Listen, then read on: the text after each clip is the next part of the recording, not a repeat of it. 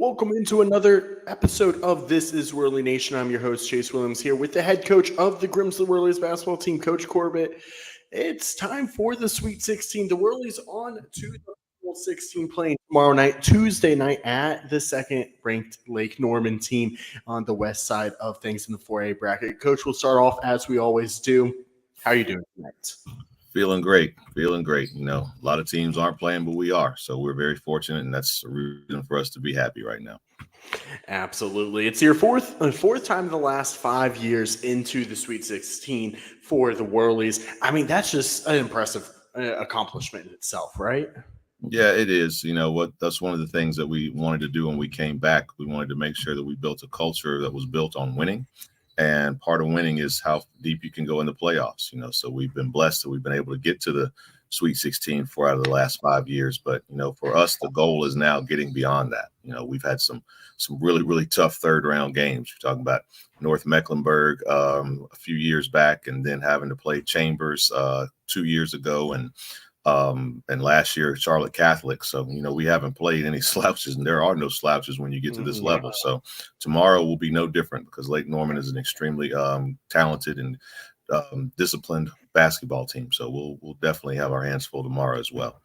Absolutely. Only two setbacks on the year for Lake Norman. That game at 7:30. We'll preview it a little bit later on. I want to start, though, with the game last Friday against Davie. It was a 72-55 victory over the War Eagles. It really was a team where it felt that it was a game, that felt like your team controlled it, at least from start to end. How good did that feel? What was your kind of thoughts on the game Friday night? Well, that was one of the key things that we had on our scouting report. We wanted to make sure we started fast against them. We didn't want to give them too much offensive rhythm going early. So, we watched plenty of film on them, trying to prepare for everything they could possibly do for us. So I think it paid off in the beginning. I think they tried to run a triangle and two on us to start, but we had seen that on film when we watched Mount Tabor and them play against each other. So we kind of prepared for that the day before, and Henry Trent was able to get some open jump shots and make them come out of that quickly. So I was just very pleased with our execution. We were kind of surprised that they played us as much man-to-man as they did, but I thought that played into our advantage. So it was just an excellent effort. All of our guys who stepped onto the floor played extremely hard. We followed our game plan, and we were able to get a win on Friday against Davie. You bring up a few things that I want to touch on. We'll start with Henry Trent, since that's what you brought up first. 12 points. Really felt like he kind of set the tone. I mean, obviously started off the game with the first points, but all throughout, I mean, he hit big shots. He really I felt like, the crowd into the game early on. I mean, Henry Trent he wasn't necessarily the star of the show, but he was a huge X factor on Friday night. Yeah, Henry, when Henry's going, I mean, he's really a bonus for us, because teams can't really double Richard if Henry's on. So, I mean, if he is, then they've got to be aware of him in the corner or on the wing, wherever he's spotting up. And our guards have done a pretty good job of feeding him the basketball when he's open. So when he's going and we can get him some open looks early on, I think he helps us out tremendously. So that's just what we know Henry can do. I mean, he takes his opportunities and he shines every time he's gotten the opportunity to do this year. And it feels like many others that we've talked about over the last 2 weeks, kind of hitting his stride at the right time of the year, shooting better than he has. I mean, I don't have the exact stats, but it feels like he's shooting pretty close to 50%, if not better, from beyond the arc in the last month or so. Lights out, specifically at home.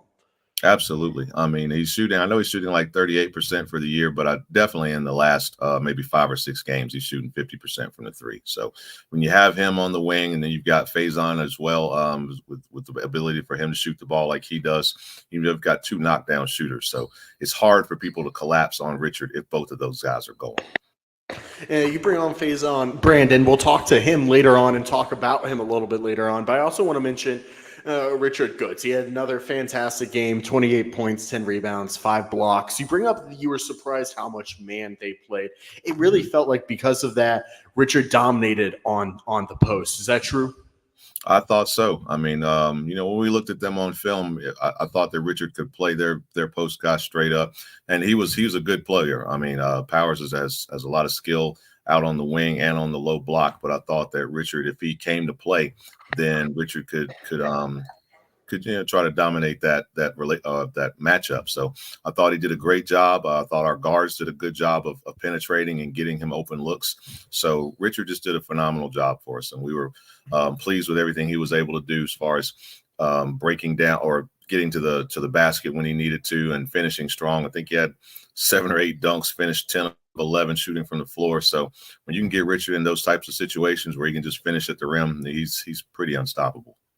It's funny. I've been thinking, I see the highlights all the time from the away games I'm not at, and there's always those crazy oops. Finally, I got to call one myself on Friday night. Yeah.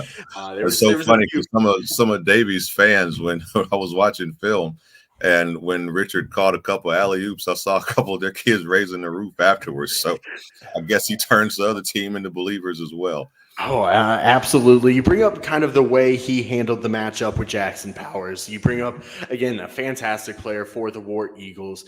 But, Richard did his job, shutting down Jackson Powers specifically for the first 3 quarters. Powers got going a little bit in the fourth quarter, but it was a little too late, if we're honest.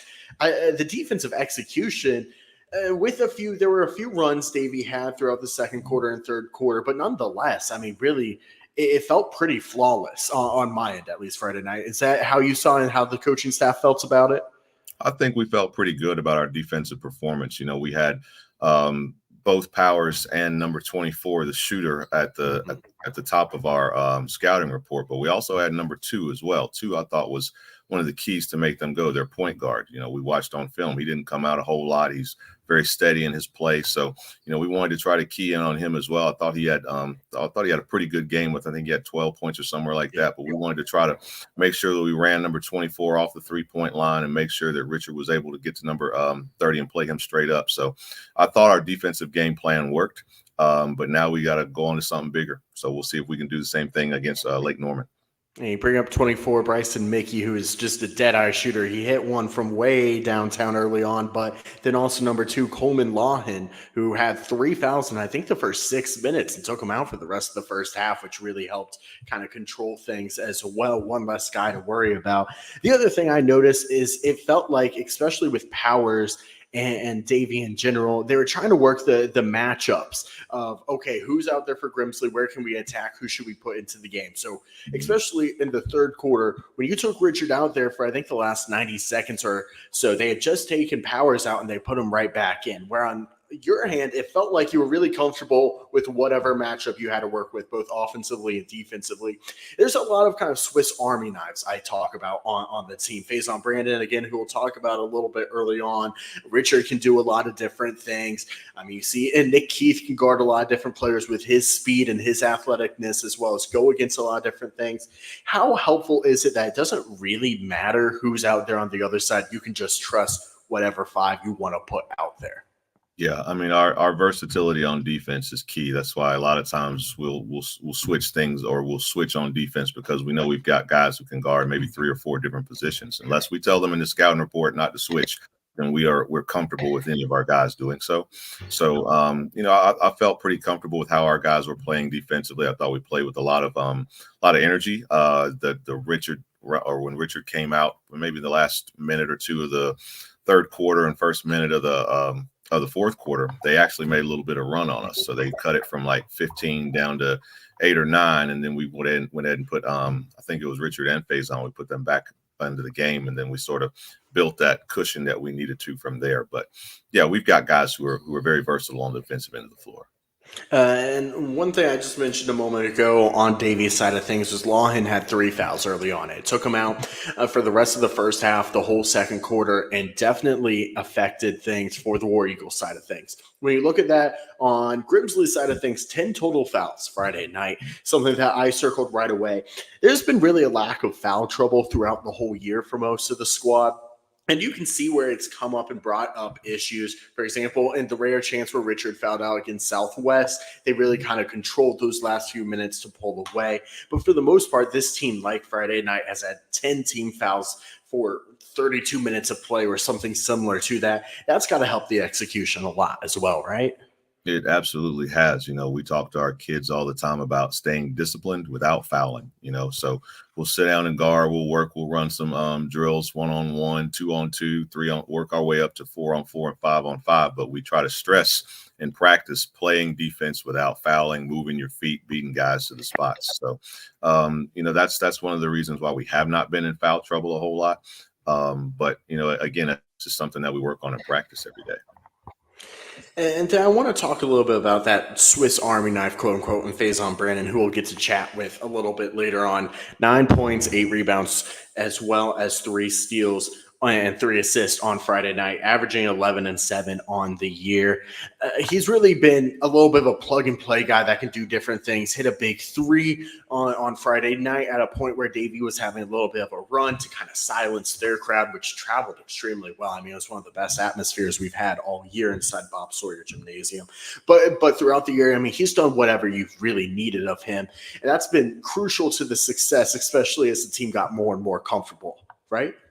Absolutely. I mean, we know Faison makes his presence known on both ends of the court. If we need him to be aggressive and get to the basket, he's able to do that. But we try to give him the toughest defensive assignment every night, and he comes out there and he just works. I'm really not sure where we'd be without him on the court. That's why he plays 27, 28 minutes a game, because he's just he's necessary to what we do. I feel comfortable with him guarding anywhere 1 through 4 or 5 on the floor. And then on the offensive end, with he and Nick and Kareem, the 3 of those guys, and Henry, all of them can shoot the ball extremely well. But I think Faison does a really good job of getting to the basket and finishing with contact. And if he's not finishing, he's getting to the foul line. And then foul line, he's shooting somewhere about 74, 75%. So, he's a dangerous weapon for him. We're extremely lucky to have him with us. And the fact that he goes out and plays so hard every single night, it's just a testament to the high-level athlete that he is. Enough looking at in the past. I mean, it's been a great season, but the season's continuing on. Tomorrow night, 7:30 at Lake Norman. They're 26-2. They are one of the most impressive teams you'll see all season long. What have you seen from them that makes them so talented?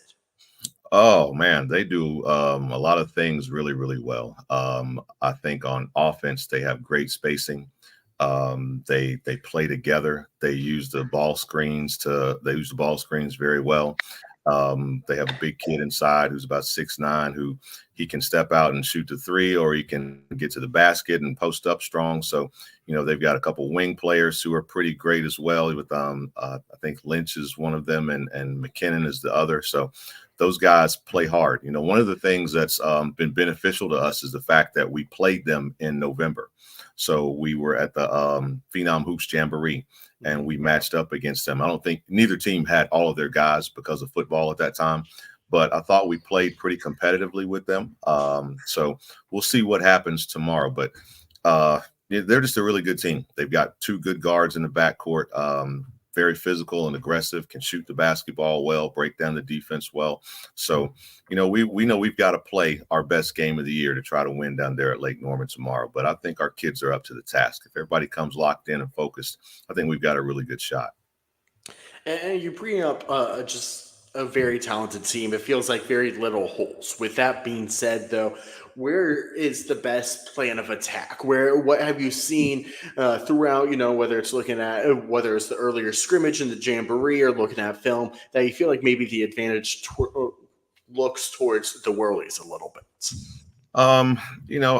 It's hard to tell right now. I think we're pretty evenly matched. So if we can try to get the ball down inside to Richard, see if he can do some good things against their big kid, that's fine. I think our guards could possibly break them down off the dribble.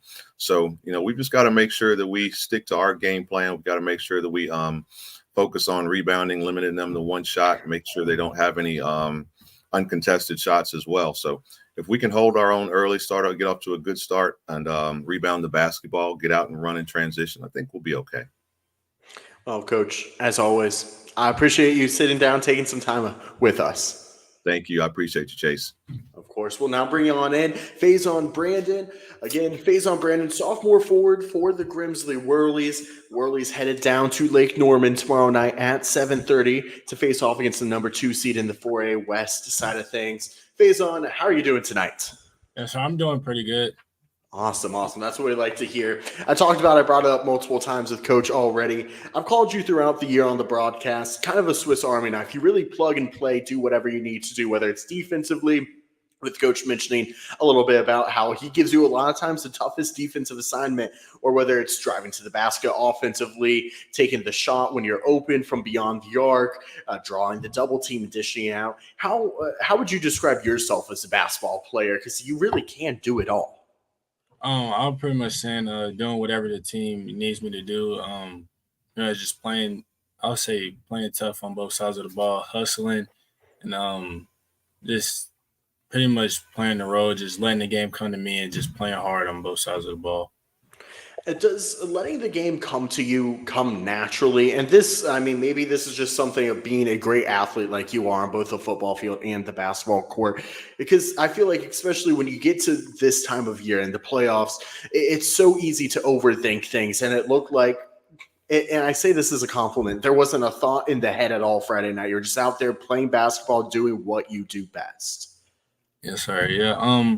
I'll say it. I'll say it just comes. I try not to force anything. I'll just I'll pretty much try to go get a rebound. If if I pass it in to Richard or something, he misses, I'll try to just come clean up, get plays like that, unless I'm open or something for a 3-point shot or something like that.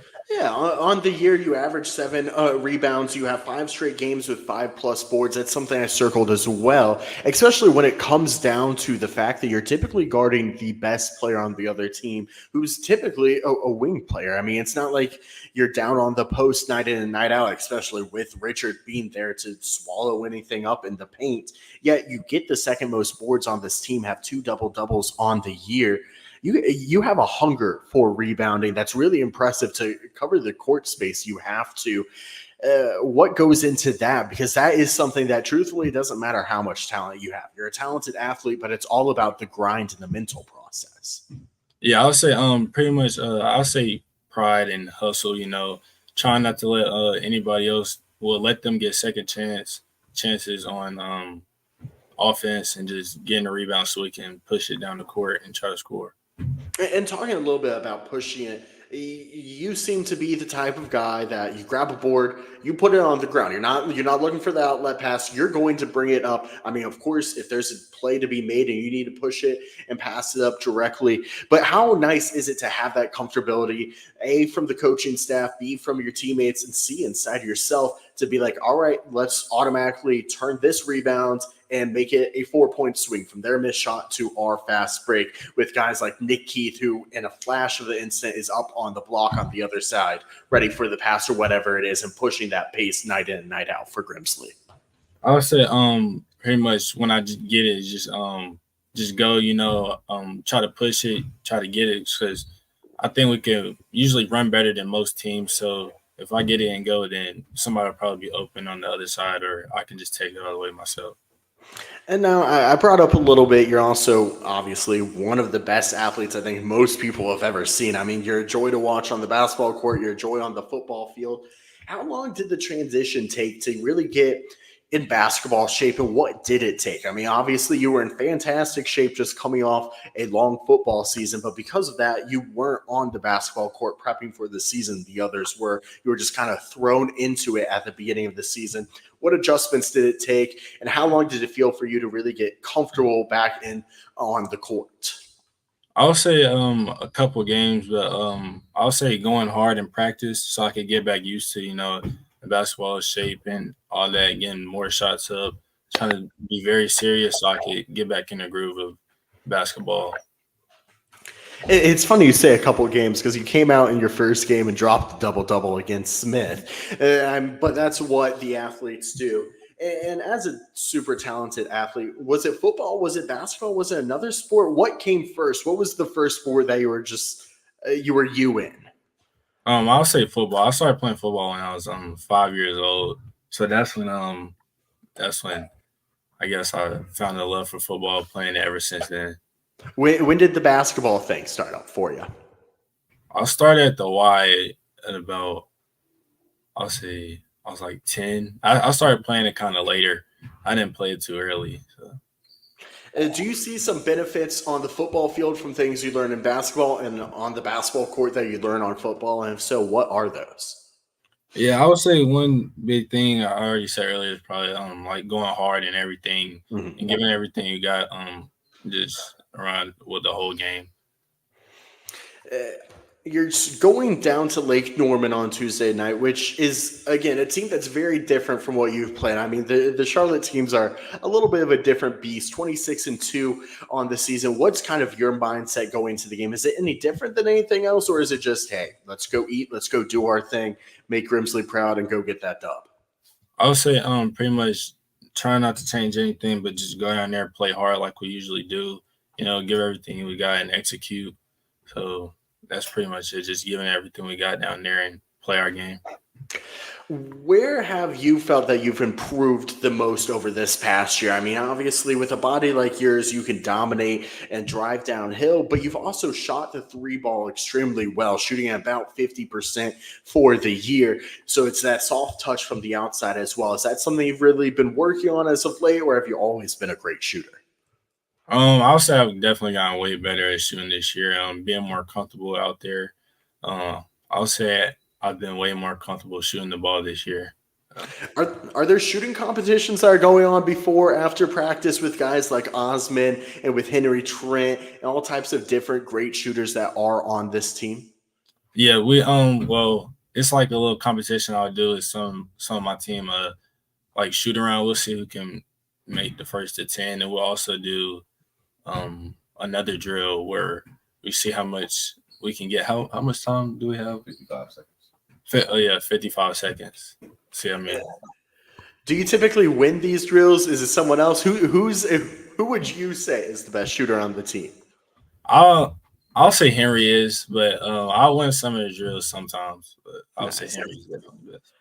Now, you stand at what, 6'4", 6'3"-ish. 6'4" is what I got on my sheet right over here.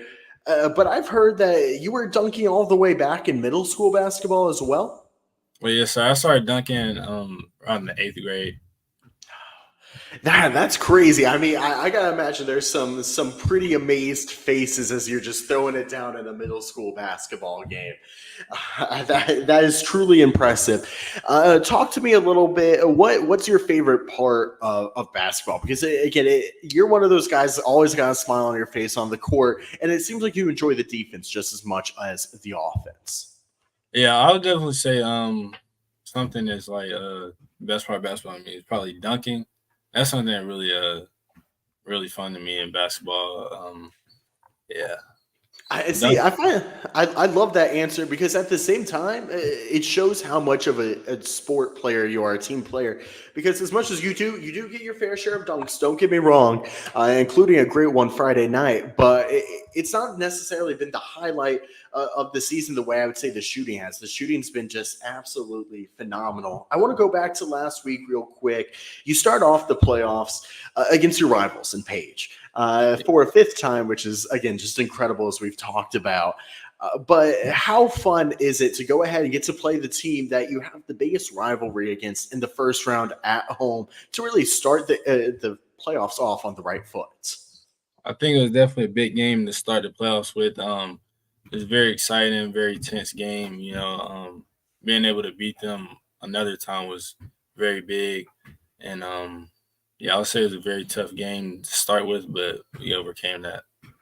And then, I mean, either way, the season's going to come to a close in the next few weeks. The offseason hits, you get back to football as well and stuff like that. But looking into the future with the basketball program, where do you want to advance your game to next? I would say definitely ball handling. Definitely still want to get better at shooting. And those are probably the two main things. Awesome. Faison, thank you as always for hopping on with us here. Yes, sir. Thank you. Of course, this again this is Whirlie Nation. The Whirlies taking on the 2 seed out west in the 4A bracket. Lake Norman tomorrow night. That's Tuesday night, March 5th at 7:30. You can catch on the NFHS feed if you're not able to head on down to Lake Norman. Of course, we're wishing the Whirlies best for Coach Corbett, for Faison Brandon. We thank you for spending part of your Monday night with us as you've been listening to This is Whirlie Nation, brought to you by Tobacco Road Sports Radio.